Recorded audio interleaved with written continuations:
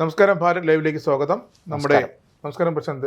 നമ്മുടെ നിയമസഭാ തെരഞ്ഞെടുപ്പിൻ്റെ വോട്ടെണ്ണൽ 24 മണിക്കൂർ പോലും തികച്ചില്ല. പല മണ്ഡലങ്ങളിലും ഈ ഹൃദയമിടിപ്പ് നമുക്കിങ്ങ് കേൾക്കാം അല്ലേ? അത് പാറശാല മുതൽ മഞ്ചേശ്വരം വരെ,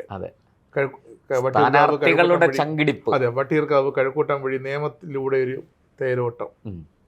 അവസാനം 24 മണിക്കൂറിനകം അറിയാം ആര് ജനങ്ങൾ തിരഞ്ഞെടുക്കുന്നത്. ജനങ്ങൾ തീരുമാനിച്ചു കഴിഞ്ഞു. EVM-ലേക്ക് അതായി കഴിഞ്ഞു.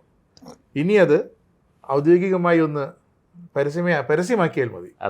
കഴക്കൂട്ടത്ത് ചില പുതിയ സംഭവ വികാസങ്ങൾ അല്ലേ? നമ്മൾ ഈ വോട്ട് എടുപ്പിന് ശേഷം ഉള്ള കഴക്കൂട്ടത്തെ ഈ പറഞ്ഞ ഹൃദയമിടിപ്പുകൾ, ഞെട്ടലുകൾ, ഈ ദീർഘനിശ്വാസങ്ങൾ, ഇതൊക്കെ കഴക്കൂട്ടത്ത് കേട്ടു തുടങ്ങി എന്നിങ്ങനെ ഒരു കരക്കമ്പി. ശരിയാണ്, ശരി. കരക്കമ്പി അല്ല.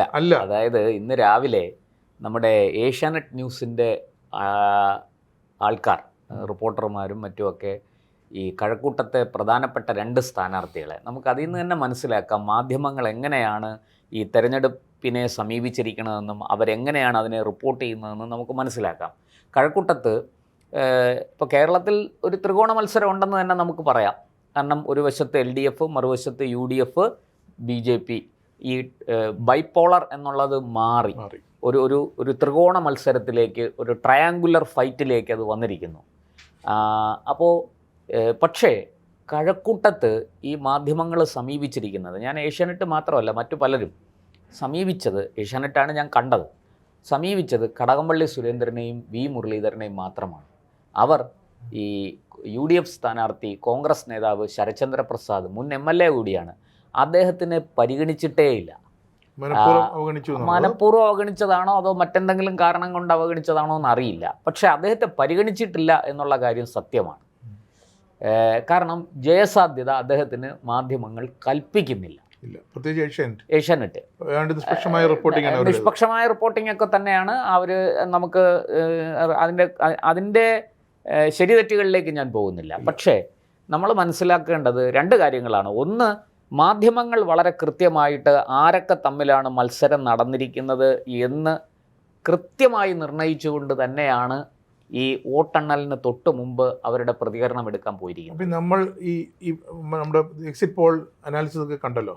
അപ്പോൾ ഈ മാധ്യമങ്ങൾക്ക് അവരുടെ പക്കൽ അത് പുറത്തുവിടാൻ പറ്റാത്ത മറ്റൊരു ഷീറ്റ് കൂടി, എന്തൊക്കെയോ വിവരങ്ങൾ കൂടി ഒരു എക്സൽ ഷീറ്റ് എക്സ്ട്രാ അവിടെയുണ്ട്. തീർച്ചയായിട്ടും അല്ലേ? ഏതൊക്കെ മണ്ഡലങ്ങളിൽ ആരൊക്കെ തമ്മിലാണ് മത്സരം നടന്നത്, ആരാണ് ജയസാധ്യതയുള്ളത് എന്ന് കൃത്യമായി മനസ്സിലാക്കിക്കൊണ്ട് തന്നെയാണ് എല്ലാവരുടെയിലുമല്ല, ഇങ്ങനെ ഇത്തരം ചില അതെ അങ്ങനെയാണ് അവർ ഈ വാർത്തകൾ റിപ്പോർട്ട് ചെയ്യുന്നത്. അപ്പോൾ ഒന്ന്, ഇവിടെ കോൺഗ്രസ് കൈപ്പത്തി ചിഹ്നത്തിൽ മത്സരിക്കുന്ന UDF-ന്റെ കോൺഗ്രസ് സ്ഥാനാർത്ഥി ശരത്ചന്ദ്ര പ്രസാദിനെ ഒഴിവാക്കി. മത്സരം കടകംപള്ളിയും, അതായത് LDF-ന്റെ CPM-ന്റെ മുൻ ദേവസ്വം മന്ത്രി, സ്വർണ്ണ കൊള്ളക്കേസിൽ ആരോപണ വിധേയനായ കടകംപള്ളി സുരേന്ദ്രനും, മറുവശത്ത് മുൻ കേന്ദ്രമന്ത്രി BJP-യുടെ V മുരളീധരൻ, NDA-ക്ക് വേണ്ടി മത്സരിക്കുന്നത് അദ്ദേഹമാണ്. അപ്പോൾ അവർ തമ്മിലുള്ള ഒരു നേരിട്ടുള്ള ഏറ്റുമുട്ടലാണ് എന്ന് ഏഷ്യാനെറ്റ് അടക്കമുള്ള മാധ്യമങ്ങൾ പറയാതെ പറയുകയാണ്. ഇനി രണ്ടാമത്തെ കാര്യത്തിലേക്ക് വരാം. ഈ സ്ഥാനാർത്ഥികളുടെ പ്രതികരണം എടുക്കുമ്പോൾ സത്യത്തിൽ ആ പ്രതികരണത്തിൽ നിന്ന് നമുക്കൊരു കാര്യം മനസ്സിലാവും. കടകംപള്ളി വളരെയധികം അസ്വസ്ഥനാണ്. അദ്ദേഹത്തിന് ആത്മവിശ്വാസമില്ലാതെയാണ് അദ്ദേഹം സംസാരിക്കുന്നത്. ഞാൻ മണ്ഡലത്തിൽ അങ്ങനെ ചെയ്തിട്ടുണ്ട്, ഇങ്ങനെ ചെയ്തിട്ടുണ്ട്, 10 വർഷമായി ഞാൻ ജനങ്ങളോടൊപ്പമായിരുന്നു, അവരുടെ സുഖത്തിലും ദുഃഖത്തിലും ഞാൻ ഉണ്ടായിരുന്നു എന്നൊക്കെ പറയുന്നയാൾ മറുവശത്ത് BJP കോടാനുകോടികൾ, ഏതാണ്ട് 10-20 കോടി വരെ ചെലവഴിച്ചിട്ടുള്ളതായി കരുതിയാൽ കുറ്റം പറയാൻ പറ്റില്ല എന്നൊക്കെ പറഞ്ഞാണ് കോടികൾ ഒഴുക്കി വ്യാജ പ്രചാരണം നടത്തിയെന്നാണ് അദ്ദേഹം പറയുന്നത്. തിരിച്ചിപ്പുറത്ത് നമ്മൾ V മുരളീധരനെ സമീപിക്കുമ്പോൾ V മുരളീധരൻ ഇങ്ങനെ ഒന്നും പറയാനില്ല. അദ്ദേഹം പറഞ്ഞു, ഞാൻ ജനങ്ങളെ സമീപിച്ചു, അവർ വോട്ട് ചെയ്തിട്ടുണ്ട്, ഞാൻ ജയിക്കും എന്നാണ് എൻ്റെ പ്രതീക്ഷ, BJP ജയിക്കും എന്നാണ് എൻ്റെ പ്രതീക്ഷ എന്നൊക്കെയാണ് അദ്ദേഹം പറയുന്നത്. ഇവിടെ കടകംപള്ളി നമ്മൾ മനസ്സിലാക്കേണ്ടത്, V മുരളീധരനോട് ചോദിക്കുമ്പോൾ അദ്ദേഹം തൻ്റെ പ്രതീക്ഷയെക്കുറിച്ച് മാത്രമാണ് പങ്കുവയ്ക്കുന്നത്. അദ്ദേഹം വോട്ട് എണ്ണിക്കഴിഞ്ഞ് പറയേണ്ട കാര്യങ്ങളെക്കുറിച്ച് അദ്ദേഹം ഇപ്പോഴേ പറയുന്നില്ല. പക്ഷേ കടകംപള്ളിയിലേക്ക് വരുമ്പോൾ കടകംപള്ളി പറയുന്നത് ഇവിടെ ഒരുപാട് പ്രതിസന്ധികളുണ്ട്, നാളെ പറയാൻ വെച്ചിരിക്കുന്ന ഒരുപാട് കാര്യങ്ങൾ ഇന്നേ അദ്ദേഹം പറയുകയാണ്. അതായത് ഇവിടെ വലിയ പ്രതിസന്ധി ഉണ്ടായിരുന്നു. വ്യാജ പ്രചാരണം, കോടികൾ ചെലവഴിച്ച് BJP വലിയ ഇളക്കി മറിച്ചു, പ്രചാരണ കോലാഹലങ്ങൾ. അതുകൊണ്ടാണ് എന്നിട്ടും ഞാൻ അതിനെല്ലാം അതിജീവിക്കും. അവസാനം ഒരു വരി, അതിനെല്ലാം അതിജീവിച്ചു. മണ്ഡലത്തിലെ ജനങ്ങൾ എനിക്കൊപ്പമാണ്. അതായത് അതിൻ്റെ അർത്ഥം കടകംപള്ളി സുരേന്ദ്രന് കോൺഫിഡൻസ് ഇല്ല, ആത്മവിശ്വാസം നഷ്ടപ്പെട്ടിരിക്കുന്നു എന്നാണ്. നാളത്തെ തെരഞ്ഞെടുപ്പ് ഫലത്തെക്കുറിച്ച് നമുക്കറിയില്ല, ഇതിൽ ആര് ജയിക്കും, ആര് പരാജയപ്പെടും. പക്ഷെ കഴിഞ്ഞ 10 വർഷത്തേക്ക് നമ്മുടെ കടകംപള്ളി സുരേന്ദ്രൻ MLA ആയിരുന്നു. ആദ്യം 5 വർഷം ദേവസ്വം മന്ത്രിയായിരുന്നു. അത് കഴിഞ്ഞിട്ട് MLA മന്ത്രിയാക്കിയില്ല ഈ രണ്ടാം പിണറായി സർക്കാരിൽ. ഈ 10 വർഷത്തെ അവിടുത്തെ മണ്ഡലത്തിലെ അവിടുത്തെ ജനങ്ങൾക്കുണ്ടായ ഒരു അവഗണന, അതിനൊരു മണ്ണിൻ്റെ മക്കൾ വാദം അല്ലെ കഴക്കൂട്ടത്തിൻ്റെ മക്കൾ വാദം കൊണ്ട് അതിനെ ജനങ്ങൾക്ക് മുന്നിൽ തുറന്നു കാട്ടിയതാണ് വി മുരളീധരൻ അല്ലേ. ടെക്നോ പാർക്കുണ്ട്, പക്ഷെ കഴക്കൂട്ടത്തുകാർക്ക് എന്ത് ഗുണം അല്ലേ? കുറച്ച് കടകൾക്ക്, അതായത് വന്നു പോകുന്ന കഴക്കൂട്ടത്തുകാരല്ല അവിടുത്തെ ഈ കച്ചവട സ്ഥാപനങ്ങളും ഒക്കെ ഇട്ടിരിക്കുന്ന ബൈപ്പാസിലുള്ള റെസ്റ്റോറൻറ്റുകൾ, വരുമാനമുണ്ടാക്കുന്ന അങ്ങനെ പറഞ്ഞു വേറൊരു നമുക്കറിയാലോ. ഇപ്പൊ കഴക്കൂട്ടത്തും തിരുവനന്തപുരത്തും ഉള്ളവർക്ക് കുഴിമന്തി ഉണ്ടാക്കാൻ അറിയും എന്ന് ഞാൻ കരുതുന്നില്ല. ഇത് വെളിയിൽ നിന്ന് വരുന്ന ആൾക്കാർ, മലപ്പുറം, കോഴിക്കോട് പോലെയുള്ള ജില്ലകളിൽ നിന്ന്, മലബാറിൽ നിന്ന് വരുന്ന, അവിടെ പലയിടത്തും മലബാർ ബിരിയാണി എന്നുള്ള ബോർഡ് നമുക്ക് കാണാം. മലബാർ ബിരിയാണി, തലശ്ശേരി ബിരിയാണി, തലശ്ശേരി ദം ബിരിയാണി. അപ്പോൾ ഇതെല്ലാം അവിടുന്ന് വന്ന ആൾക്കാർ ഇവിടെ വന്ന് തുടങ്ങിയിരിക്കുന്നു. കഴക്കൂട്ടത്ത് ഒരു കടകളും ഈ ബൈപ്പാസിന് വേണ്ടി ഇടിച്ചു മാറ്റിയ ഒരു വ്യാപാര സ്ഥാപനവും ഇങ്ങോട്ട് പറിച്ചു മാറ്റപ്പെടുകയോ പച്ച പിടിച്ച് വരികയോ ചെയ്തിട്ടില്ല. അതാണ് വി മുരളീധരൻ ചൂണ്ടിക്കാട്ടിയത്. ടെക്നോ പാർക്കുകൾക്ക് എവിടെ അതിനകത്ത് ജോലി, കഴക്കൂട്ടംകാർക്ക് ടെക്നോ പാർക്കിൽ എവിടെ ജോലി, എത്ര പേർ കിട്ടി? അല്ല, അത് നമ്മുടെ വിഷയത്തിൽ നിന്ന് പോകുന്നത് കൊണ്ട് ഞാൻ അതിലേക്ക് കൂടുതൽ പോകുന്നില്ല. പക്ഷേ കഴക്കൂട്ടത്തെ ഇപ്പോൾ രാജേഷ് ജി ഇത്രയും ചൂണ്ടിക്കാണിച്ചപ്പോൾ കഴക്കൂട്ടത്തുള്ള അടിസ്ഥാനപരമായ ഏറ്റവും പ്രധാനപ്പെട്ട ഒരു പ്രശ്നം, ജനങ്ങൾ നേരിടുന്ന ഏറ്റവും വലിയ ദുരിതം കുടിവെള്ളക്ഷാമമാണ്. 10 വർഷം MLA ആയിരുന്ന ഒരാളിന് ആ കുടിവെള്ളക്ഷാമം പരിഹരിക്കാൻ കഴിഞ്ഞില്ല എന്ന് പറഞ്ഞാൽ അതിനേക്കാൾ കേവലം മറ്റൊന്നില്ല എന്ന് പറയേണ്ടിയിരിക്കുന്നു. അത് പോട്ടെ, ഞാൻ അതിൻ്റെ ഈ ജനങ്ങളുടെ ദുരിതത്തെയാണ് ഞാൻ ചൂണ്ടിക്കാണിച്ചത്. എനിക്കതിനകത്ത് രാഷ്ട്രീയമൊന്നും പറയാനില്ല. മറ്റൊന്ന്, ഞാൻ ഈ പറഞ്ഞു വന്നത്, അപ്പോൾ കടകംപള്ളി സുരേന്ദ്രൻ കൃത്യമായ പ്രതിരോധത്തിലാണ്.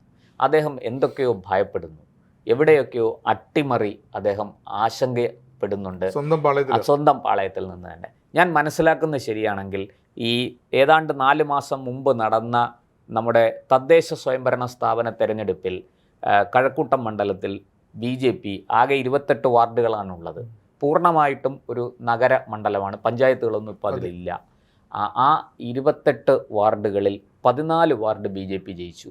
4 വാർഡ് BJP 2ാം സ്ഥാനത്ത്, വളരെ ചെറിയ വോട്ടിന്, ചെറിയൊരു മാർജിനിൽ 2ാം സ്ഥാനത്തായിപ്പോയി.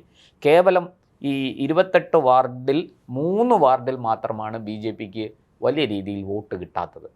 ബാക്കി എല്ലാ വാർഡുകളിലും BJPക്ക് ശക്തമായ മുന്നേറ്റം അവിടെ ഉണ്ടായിട്ടുണ്ട്.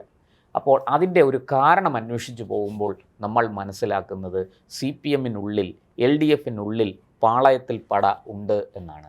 അതായത് അവിടെ ആരൊക്കെ മത്സരിക്കണം, ആരൊക്കെ കൗൺസിലർമാരാകണം എന്ന് തീരുമാനിച്ചത് കടകംപള്ളി സുരേന്ദ്രനാണ്. കടകംപള്ളി സുരേന്ദ്രൻ്റെ നേതൃത്വത്തിലാണ് ആ കഴക്കൂട്ടം മണ്ഡലത്തിൽ, അതായത് താൻ ഇവിടെ MLA ആയിട്ട് മത്സരിക്കുമ്പോൾ തനിക്ക് വേണ്ടി കൈമൈ മറന്ന് ആരെയും തലയും മുറുക്കി രംഗത്തിറങ്ങി പ്രവർത്തിക്കാൻ കഴിയുന്നവർ മതി എന്ന് കടകംപള്ളി സുരേന്ദ്രൻ തീരുമാനിച്ചു. അതിൽ വിഘാതമായി, അല്ലെങ്കിൽ അതിന് ഒരു ചെറിയൊരു ശതമാനമെങ്കിലും എതിര് നിൽക്കുന്ന, അല്ലെങ്കിൽ തനിക്കൊപ്പം നിൽക്കാത്ത ആൾക്കാർ, അവരെ പരിപൂർണമായിട്ടും വെട്ടിമാറ്റിക്കൊണ്ടാണ് കഴക്കൂട്ടത്ത് ഇക്കുറി തദ്ദേശ സ്വയംഭരണ തെരഞ്ഞെടുപ്പിൽ തിരുവനന്തപുരം കോർപ്പറേഷൻ വാർഡുകളിലേക്ക് സ്ഥാനാർത്ഥികളെ നിശ്ചയിച്ചത്. അത് കഴക്കൂട്ടത്തുണ്ടാക്കിയ പൊട്ടിത്തെറി ചെറുതല്ല. നിരവധി പേർ വിമതരായി മത്സരിക്കാൻ തീരുമാനിച്ചു. ചിലരൊക്കെ മത്സരിച്ചു, ചിലരെയൊക്കെ പാർട്ടി ഇടപെട്ട് പറഞ്ഞ് വെല്ലച്ചാതീനും ഒക്കെ പിന്തിരിപ്പിച്ചു. പക്ഷേ പ്രമുഖ മണ്ഡലങ്ങളിൽ, ഇപ്പോൾ ഉള്ളൂർ പോലെയുള്ള വാർഡിൽ വിമത സ്ഥാനാർത്ഥി മത്സരിച്ചു. പക്ഷെ അവിടെ CPM വിജയിച്ചു. കാരണം ഇവിടെ BJP സ്ഥാനാർത്ഥിയും CPMൽ നിന്ന് വന്നയാളായിരുന്നു. CPMൻ്റെ ഒരു വിമതനും കൂടി മത്സരിച്ചു. ഈ CPM വിമതൻ BJPക്ക് കിട്ടേണ്ട വോട്ടുകൾ കൂടി പിടിച്ചെടുത്തപ്പോൾ CPM അവരുടെ പരമ്പരാഗത വോട്ടുകൾ ഏതാണ്ടൊക്കെ നിലനിർത്തിയത് കൊണ്ട് ചെറിയൊരു ഭൂരിപക്ഷത്തിന് അവിടെ വിജയിച്ചു എന്നുള്ളതാണ്. പല പൊട്ടിത്തെറികളും. നമ്മുടെ കഴക്കൂട്ടം മഹാദേവ ക്ഷേത്രം, ഇദ്ദേഹം ദേവസ്വം മന്ത്രിയായിരുന്നപ്പോൾ ഈ മഹാദേവ ക്ഷേത്രത്തിന്റെ വക ഭൂമി അവിടെ ബൈപ്പാസ് ആ അത് പാത ദേശീയപാതയ്ക്ക് വിട്ടുകൊടുത്തു ആ തുക കോടാനുകോടി രൂപ ആ പണം എവിടെ? അതിന് നഷ്ടപരിഹാരം കിട്ടിയത്. ആ പണം എവിടെ പോയി എന്ന് ആർക്കും അറിയില്ല, സർക്കാർ ഒരു കണക്കില്ല. കാരണം അത് ദേവസ്വം ബോർഡിലേക്കല്ല ആ പണം വന്നിരിക്കുന്നത്, അത് ദേവസ്വം ബോർഡ് വഴി സർക്കാരിലേക്കാണ്. സർക്കാർ ദേവസ്വം ബോർഡിൻ്റെ അക്കൗണ്ടിലായിരിക്കാം, പക്ഷെ അത് സർക്കാർ ട്രഷറിയിലേക്കാണ് ആ പണം വന്നിരിക്കുന്നത്. അത് ആ പണം എങ്ങനെയൊക്കെ ചെലവഴിച്ചു അതിൻ്റെ കണക്കുകളൊന്നും ലഭ്യമല്ല. ഇതൊക്കെ കഴക്കൂട്ടത്ത് വലിയ വിഷയങ്ങളാണ്. പിന്നെ കഴക്കൂട്ടത്തിൽ ചെറിയ ഒരു 4 സെന്റ് ഉള്ള ഒരാളുടെ ഫ്രണ്ടിൽ 2 സെന്റ് പോകുമ്പോൾ തന്നെ അയാൾ അതിനെ ഈ പണം ഈ നഷ്ടപരിഹാരം കിട്ടിയ തുക ഉപയോഗിച്ച് അതിൻ്റെ മുകളിലൊരു നില കെട്ടുവാനല്ല ആ ഉള്ള സ്ഥലം വികസിപ്പിക്കാൻ ശ്രമിച്ച സ്വകാര്യ കച്ചവടക്കാർ, സ്വകാര്യ ഭൂമി ഉടമകൾ. പക്ഷേ ഈ ക്ഷേത്രത്തിൻ്റെ ഭൂമി അതെടുത്ത് ക്ഷേത്രത്തിന് ഒരു വികസനത്തിനും ഒരു രൂപ പോലും കിട്ടിയില്ല. ക്ഷേത്രത്തിൻ്റെ പുനരുദ്ധാരണത്തിന് പോലും പണം കൊടുത്തിട്ടില്ല. പിന്നെ അങ്ങനെ ഒരുപാട് വിഷയങ്ങളുണ്ട്. ഞാനിപ്പോൾ നമ്മളിതെല്ലാം നേരത്തെ ചർച്ച ചെയ്തതാണ്. ഞാൻ അതിലേക്ക് ഒന്നും കൂടെ ഓർമ്മിപ്പിക്കണമല്ലോ. ഞാൻ കൂടുതൽ അതിലേക്ക് പോകുന്നില്ല. ഇവിടെ കടകംപള്ളി സുരേന്ദ്രൻ ചാനലുകളോട് സംസാരിക്കുമ്പോൾ അദ്ദേഹം പറയുന്നത് മുഴുവനും BJPയെ കുറ്റപ്പെടുത്താനും BJP കോടാനുകോടികൾ ചെലവഴിച്ചു, BJP വ്യാജ പ്രചാരണം നടത്തി, ഇങ്ങനെയൊക്കെയാണ് അദ്ദേഹം പറയുന്നത്. അതേസമയം BJP നേതാവിനോട് സംസാരിക്കുമ്പോൾ അദ്ദേഹം വളരെ കോൺഫിഡൻസോടുകൂടി ഞാൻ ജയിക്കും, ജനങ്ങളോട് നല്ല രീതിയിൽ സംവദിച്ചിട്ടുണ്ട്, കാര്യങ്ങൾ പറഞ്ഞിട്ടുണ്ട്, ജനങ്ങൾ എനിക്ക് വോട്ട് ചെയ്തിട്ടുണ്ട്, ഇതിനപ്പുറത്തേക്ക് അദ്ദേഹത്തിനൊന്നും പറയാനില്ല. അദ്ദേഹം വളരെ കേവലം 1 മിനിറ്റ് കൊണ്ട് അദ്ദേഹത്തിൻ്റെ ആ ചാനലുകൾക്ക് കൊടുത്തിരിക്കുന്ന ബൈറ്റ് അവസാനിക്കും. പ്രതീക്ഷ അദ്ദേഹം ശുഭപ്രതീക്ഷയിലാണ്. അതേസമയം കടകംപള്ളി സുരേന്ദ്രൻ മിനിറ്റുകൾ സംസാരിച്ചിട്ടും അദ്ദേഹത്തിന് പറഞ്ഞു തീർക്കാൻ പറ്റുന്നില്ല. അതായത് വീണ്ടും വീണ്ടും അദ്ദേഹം പറഞ്ഞുകൊണ്ടിരിക്കുകയാണ്. മുമ്പ് പറഞ്ഞത് അദ്ദേഹം ആവർത്തിക്കുന്നു. അതായത് ഇത്രയൊക്കെ പ്രതിസന്ധി കഴക്കൂട്ടത്ത് എനിക്ക് നേരെ സൃഷ്ടിക്കപ്പെട്ടു, പക്ഷേ ഞാൻ അതിനെല്ലാം അതിജീവിക്കും എന്നാണ്. ഒരു കാര്യം കൂടി പറഞ്ഞ് ഞാൻ അവസാനിപ്പിക്കാം. നോക്കൂ, പാറശാല മുതൽ മഞ്ചേശ്വരം വരെ അതിശക്തമായ ഭരണവിരുദ്ധ വികാരമുണ്ട്, അല്ലേ? 2 തെക്കൻ ജില്ലകളിൽ തിരുവനന്തപുരം, കൊല്ലം, ആലപ്പുഴ, പത്തനംതിട്ട, കോട്ടയം തുടങ്ങിയ ജില്ലകളിൽ ശബരിമല സ്വർണ്ണക്കൊള്ള ഒരു വലിയ വിഷയം തന്നെയാണ്. അതിന് കാരണക്കാരൻ ആരാണ്? അന്ന് ചുമതല വഹിച്ചിരുന്ന ദേവസ്വം മന്ത്രിക്ക് അതിൽ നിന്ന് ഒഴിഞ്ഞു മാറാൻ കഴിയുമോ? ആ കാലയളവിൽ ദേവസ്വം ബോർഡ് പ്രസിഡന്റുമാരായിരുന്ന പാർട്ടി നിയോഗിച്ച ആൾക്കാർക്ക് ഈ സ്വർണ്ണക്കൊള്ളയുടെ ഉത്തരവാദിത്വത്തിൽ നിന്ന് കൈ കഴുകാൻ സാധിക്കുമോ? അപ്പോൾ ഈ 4-5 ജില്ലകളെ ബാധിക്കുന്ന, ഈ 4-5 ജില്ലകളിലെ തിരഞ്ഞെടുപ്പിനെ ബാധിക്കുന്ന ഒരു പ്രധാനപ്പെട്ട വിഷയമാണ് ശബരിമല സ്വർണ്ണക്കൊള്ള. നമുക്കറിയാം 1956-57 കാലത്ത് 1ാം സ്വതന്ത്ര കേരളം രൂപീകരിച്ചതിന് ശേഷം നടന്ന ആദ്യത്തെ തെരഞ്ഞെടുപ്പിൽ പോലും ഒരു വലിയ വിഷയമായത് ശബരിമല തീവയ്പ് കേസാണ്. ഈ ശബരിമല എല്ലാ കാലത്തും കേരളത്തിലെ വോട്ടർമാരുടെ ഒരു വികാരമാണ്, പ്രത്യേകിച്ചും ഈ 4-5 ജില്ലകളിൽ. ഇവിടെ കടകംപള്ളി സുരേന്ദ്രന് എന്താണ് മറുപടി പറയാനുള്ളത്? അദ്ദേഹം അതിനെക്കുറിച്ചൊരക്ഷരം മിണ്ടിയിട്ടില്ല. ഈ തെരഞ്ഞെടുപ്പ് പ്രചാരണ പ്രവർത്തനങ്ങൾ നടക്കുന്ന കാലത്ത് പോലും അദ്ദേഹം അവിടെ നിന്നെല്ലാം ഒളിച്ചോടുകയായിരുന്നു. ഈ ഒളിച്ചോട്ടം വളരെ കൃത്യമായൊരു സൂചനയാണ്. ഒരു സംശയവും വേണ്ട, അദ്ദേഹം ആത്മവിശ്വാസം നഷ്ടപ്പെട്ടാണ് മാധ്യമങ്ങളോട് സംസാരിച്ചത്. തെരഞ്ഞെടുപ്പ് ഫലം എന്ത് തന്നെ ആകട്ടെ, അത് കടകംപള്ളി ജയിക്കുമായിരിക്കാം, തോക്കുമായിരിക്കാം. പക്ഷേ ഇന്ന് ചാനലുകൾക്ക് അദ്ദേഹം ബൈറ്റ് കൊടുക്കുമ്പോൾ അദ്ദേഹത്തിൻ്റെ മുഖത്ത് ഒട്ടും തന്നെ ആത്മവിശ്വാസമില്ല. അദ്ദേഹം വളരെയധികം പ്രതിരോധത്തിലാണ്. അവസാനം എങ്ങനെയൊക്കെയോ പറഞ്ഞു ഒപ്പിക്കുന്നു, എന്നാലും ഞാൻ ജയിക്കും. ആ ഒരു തോന്നൽ, അത് വെറും ഒരു തോന്നൽ മാത്രമാണ്. ആത്മവിശ്വാസമുള്ള ഒരാളുടെ വാക്കുകളായിട്ട് തോന്നുന്നില്ല. മറിച്ച് അപ്പുറത്ത് മുരളീധരൻ കടുത്ത ആത്മവിശ്വാസത്തിലാണ്. നമുക്ക് രാവിലെ വോട്ടെണ്ണുമ്പോൾ അറിയാം കഴക്കൂട്ടം ആർക്കൊപ്പമാണ്. ശബരിമല സ്വർണ്ണക്കൊള്ള വിഷയം തെരഞ്ഞെടുപ്പിൽ ജനങ്ങൾ ഏറ്റെടുത്തിട്ടുണ്ടോ, അത് എങ്ങനെ ബാധിച്ചിട്ടുണ്ട്, ഇതൊക്കെ നമുക്ക് നാളെ ഏതാണ്ട് ഒരു 10-11 മണിയാവുമ്പോൾ തന്നെ കൃത്യമായ ട്രെൻഡുകൾ നമുക്ക് ലഭിക്കും. അതുവരെ നമുക്ക് കാത്തിരിക്കാം.